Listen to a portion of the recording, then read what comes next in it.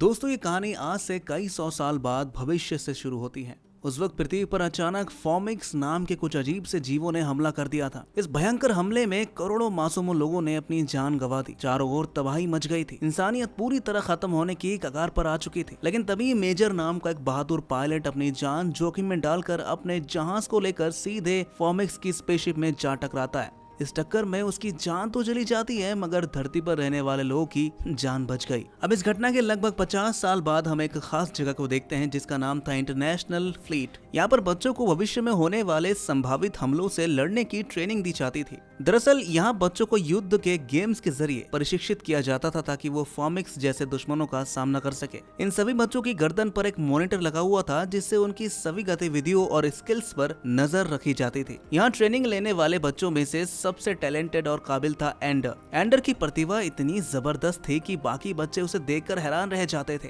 कई बार तो उन्हें लगता था कि एंडर कोई चीटिंग करके जीतता होगा, मगर एंडर इन बातों पर कभी ध्यान देता ही नहीं था, ना ही कभी किसी को सफाई भी देता। इस संस्था के हेड कर्नल ग्राफ्ट को पूरा भरोसा था कि एंडर एक दिन उनका हीरो साबित होगा। लेकिन मेजर एंडरसन अभी भी पूरी तरह से इस बात से सहमत नहीं थे। उनके मुताबिक सिर्फ प्रतिभाशाली होना ही काफी नहीं होता, बल्कि उन्हें एक ऐसा लीडर चाहिए था जो पूरी टीम को साथ लेकर चल सके। फिर एक दिन ऐसा हुआ कि एंडर को लैब में बुलाया गया ताकि उसे गर्दन से मॉनिटर निकाला जा सके। अब मॉनिटर का निकाला जाना ये दर्शाता था कि अब एंडर का शुरुआती ट्रेनिंग प्रोग्राम खत्म हो चुका है। इस दौरान एंडर को काफी दर्द महसूस हुआ, मगर जैसे वो लैब से बाहर निकला तो कुछ जलने वाले बच्चे तुरंत उसके सामने आकर खड़े हो गए। वो बच्चे उस पर चीटिंग का आरोप लगाते हुए उसे मारने लगता है। अब एंडर की गर्दन पर मॉनिटर नहीं था, जिसका मतलब था कि वो खुद का बचाव करने के लिए पूरी तरह से आजाद था। एंडर ने तुरंत हिम्मत जुटाई और उन बच्चों के लीडर को एक जोरदार सबक सिखा दिया। ये देखकर बाकी के बच्चे डर के मारे पीछे हट गए। ये सारी घटना ग्राफ्ट और एंडरसन कैमरे के जरिए देख रहे थे।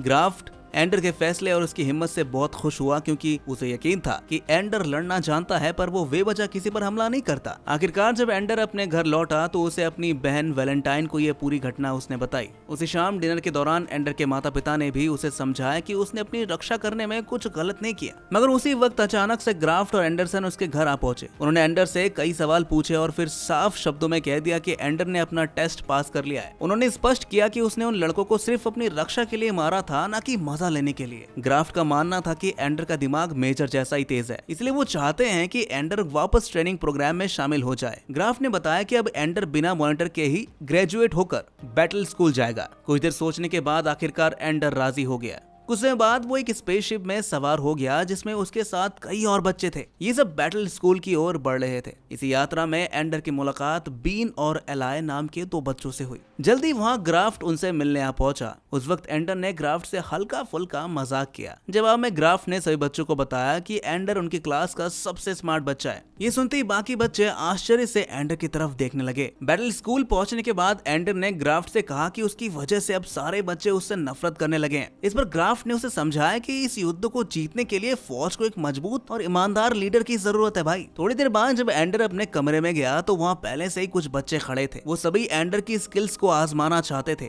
पर तभी सार्जेंट डेप आ गया और उसने गुस्से में सबको स्कूल के नियम समझाए। बाद में क्लास के दौरान ग्राफ्ट ने बच्चों को उनकी जिम्मेदारियां समझाई और उन्हें मेजर की वीरता वाली वीडियो दिखाई। इस वीडियो में दिखाया गया था कि कैसे मेजर ने एलियंस की विशाल स्पेसशिप का खात्मा किया था अकेले। मगर एंडर को ये वीडियो कुछ अजीब लगी। अगली सुबह उनकी टीम को पहली बार बैटल रूम में ले जाया गया। ग्राफ्ट ने सबसे पहले एंडर को कमरे में भेजा। धीरे धीरे सभी बच्चों ने ग्रेविटी के बिना ही रास्ता बनाना सीख लिया। एंडर और बैन ने मिलकर वहां मौजूद हथियारों को टेस्ट करने का फैसला किया। उन्हें पता चला कि उन हथियारों से निकली गोली जिस भी हिस्से को छूती है वो हिस्सा वहीं पर जम जाता है। कुछ देर बाद ग्राफ्ट ने सभी बच्चों को वापस बुलाया और बताया कि अब उनका मुकाबला बैटल रूम में दूसरे स्कूली टीमों के साथ होने वाली है। सार्जेंट डेप ने गेम के नियम साफ कर दिए। हाथ पैर पर वार करने पर 1 पॉइंट, जबकि छाती पर वार करने पर 6 पॉइंट मिलेंगे। इसके अलावा कोई भी खिलाड़ी बिना गोली खाए दुश्मन के दरवाजे तक पहुंच गया तो उसकी टीम तुरंत जीत जाएगी। अब इसके बाद 3 महीने तक एंडर ने बेहद कड़ी ट्रेनिंग ली। उन्हें एलियंस के फ्लाइट पैटर्न्स और मार्शल आर्ट्स की ट्रेनिंग दी जाती थी। इस दौरान एंडर को महसूस हुआ कि उन्हें दुश्मनों के बारे में पूरी जानकारी नहीं दी जा रही। असल में किसी ने भी उन्हें साफ तौर पर नहीं बताया था कि आखिर मेजर ने किस तरह से पूरी एलियन फौज को मात दी थी। इसी बीच ग्राफ्ट ने एंडर से कहा कि उसे बाकी बच्चों का लीडर बनना होगा, पर एंडर ये सोचकर परेशान था कि ये कैसे करेगा।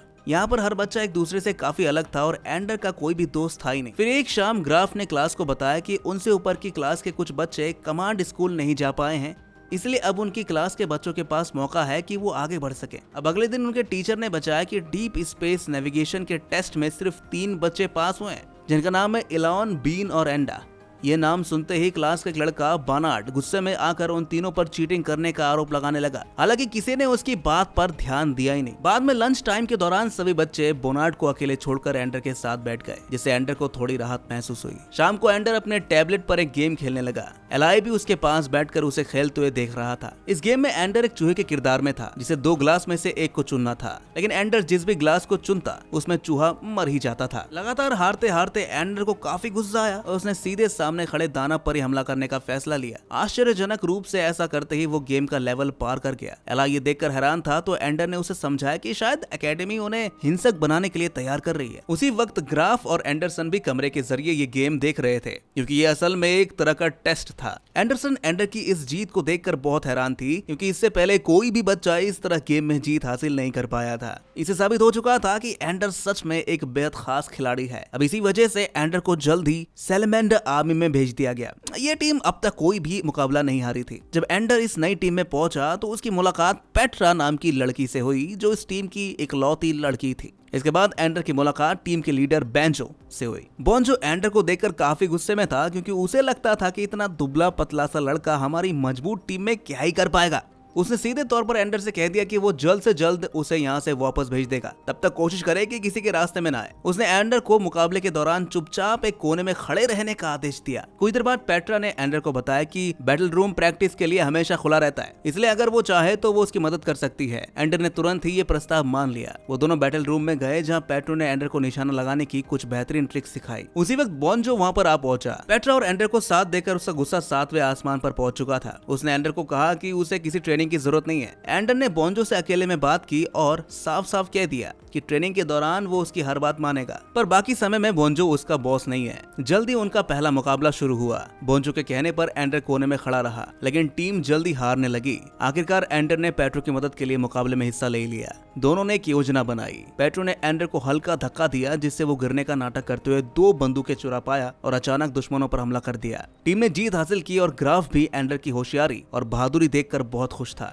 इस मुकाबले के बाद लंच के दौरान टीम के बाकी सदस्य बोंजो को सुनाने लगे कि वो एंडर जैसे अच्छे खिलाड़ी को मुकाबले से दूर क्यों रखता है। इससे बोंजो की नाराजगी और बढ़ गई। बाद में जब एंडर और पेट्रो मार्शल आर्ट्स की प्रैक्टिस कर रहे थे, तभी बोंजो गुस्से में आया और उसने एंडर को जोरदार मुक्का मार दिया। उसने धमकी देते हुए कहा कि अगली बार उसे नीचा दिखाया तो वो उसे जान से मार देगा। अगले दिन ग्राफ ने एंडर को ऑफिस में बुलाया और कहा कि क्या वो अपनी एक खुद की टीम बनाना चाहता है, जिसका वो खुद लीडर होगा। इस टीम का नाम ड्रैगन आर्मी होगा। एंडर ने तुरंत ये प्रस्ताव स्वीकार कर लिया। सार्जेंट डेप ने एंडर को उसका नया कमरा दिखाया, जहां एंडर को अपनी टीम मिली, जिसमें एलॉय, बीन और बर्नार्ड भी शामिल थे। एंडर ने अपनी टीम से कहा कि वो सब एक दूसरे से सम्मान से पेश आएंगे और एक टीम की तरह ही काम करेंगे। एंडर की कड़ी मेहनत और बेहतरीन रणनीति के चलते ड्रैगन आर्मी जल्दी 3रे नंबर पर आ गई। एंडरसन ने ग्राफ को याद दिलाया कि ऊपर से आए आदेश के अनुसार उन्हें पहली रैंक वाली टीम को चुननी है। ग्राफ को चिंता हुई, क्योंकि ड्रैगन आर्मी अब तक पहली रैंक तक पहुंची नहीं थी। तभी ग्राफ ने एक नया तरीका अपनाया, जो पहले कभी इस्तेमाल हुआ ही नहीं था। उन्होंने तय किया कि ड्रैगन, सैलमेंडर्स और लेपर्ड्स के बीच मुकाबला करवाया जाएगा, जिसमें जीतने वाली टीम ही आगे आएगी।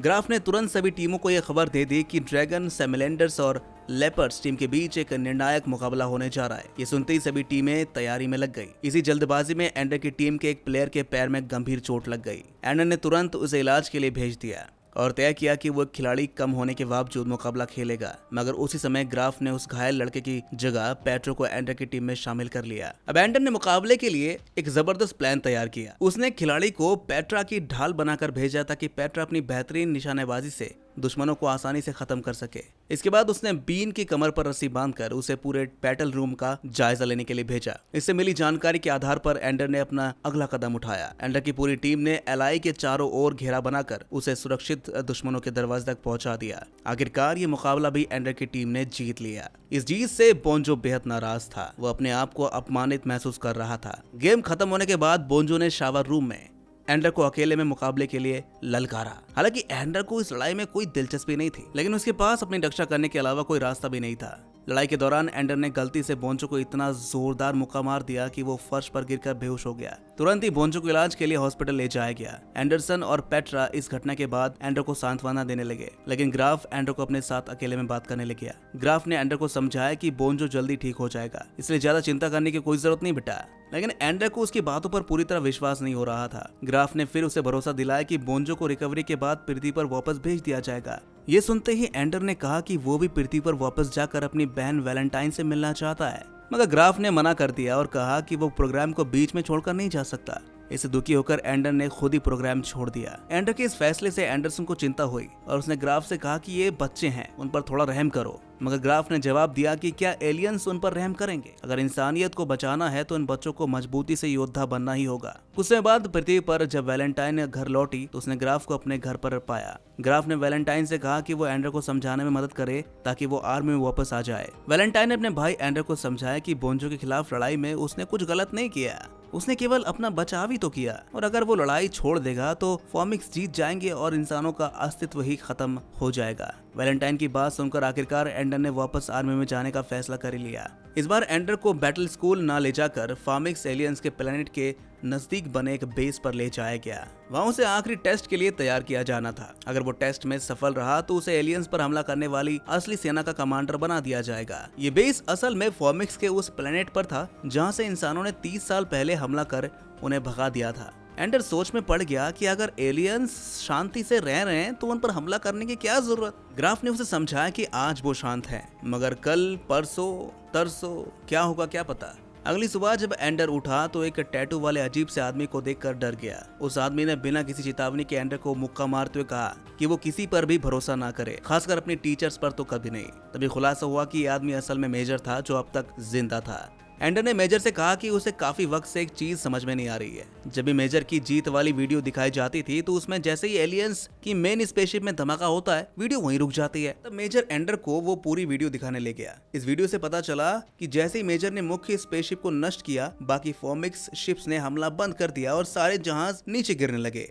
मेजर ने एंडर को समझाया कि फॉमिक्स चींटियां की तरह होते हैं जो सिर्फ अपनी रानी का आदेश ही मानते हैं। रानी के मरने के बाद वो कुछ समझ नहीं पाते और खुद मर जाते हैं। वीडियो इसलिए पूरी नहीं दिखाई जाती थी क्योंकि अधिकारियों को पूरा यकीन नहीं था कि मेजर ने सच में रानी को पूरी तरह खत्म किया था या नहीं।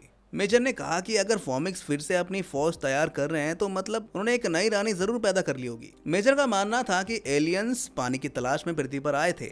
इसके बाद मेजर ने एंडर को उसकी नई टीम से मिलवाया जिसमें बीन, पेट्रा, बोनार्ड और एलाई शामिल थे। अब ये टीम मिलकर आखिरी और निर्णायक युद्ध की तैयारी करने लगे। अब मेजर ने एंडर और उसकी नई टीम को बताया कि फॉमिक्स एलियंस पिछले कुछ समय से तेजी से अपना सेना बढ़ाते जा रहे हैं, इसलिए इंसानों को पहले से हमला करके उनका खतरा खत्म करना होगा ताकि भविष्य में ये एलियंस पृथ्वी पर हमला करने के बारे में सोचे तक नहीं। हालांकि एंडर को अभी भी ये लगता था कि जब एलियंस शांति से रह रहे हैं तो उन पर हमला करने की क्या जरूरत है, और ये तो गलत चाल है। खैर, इसके बाद उनकी ट्रेनिंग शुरू हुई। उन्हें सिमुलेशन यानी युद्ध की नकली स्थिति के जरिए युद्ध लड़ना सिखाया जाने लगा। इस सिमुलेशन में एंडर मिशन का लीडर होता है और उसके साथ ही ड्रोन से बनी सेना को कमांड करते हैं। उनकी सबसे बड़ी जिम्मेदारी थी MD-500 हथियार की रक्षा करना, क्योंकि इसी हथियार के जरिए फॉमिक्स एलियंस की रानी को खत्म किया जा सकता था। शुरुआत के कुछ सिमुलेशन में एंडर और उसकी टीम लगातार जीत हासिल कर रही थी, लेकिन धीरे धीरे ये सिमुलेशन बेहद मुश्किल होता चला गया। आखिरकार एक दिन एंडर अपनी पहली सिमुलेशन लड़ाई हार गया। यह हार देखकर मेजर ने उसे खूब डांटा। तब एंडर ने कहा कि अगर वो लोग रिस्क नहीं लेंगे तो कभी जीत पाएंगे ही नहीं। कुछ देर बाद ऊपर के अधिकारियों से आदेश आया कि अगले दिन एंडर और उसकी टीम आखिरी सिमुलेशन लड़ेंगे। अगर वो जीत गए तो एंडर असली सेना का कमांडर बन जाएगा।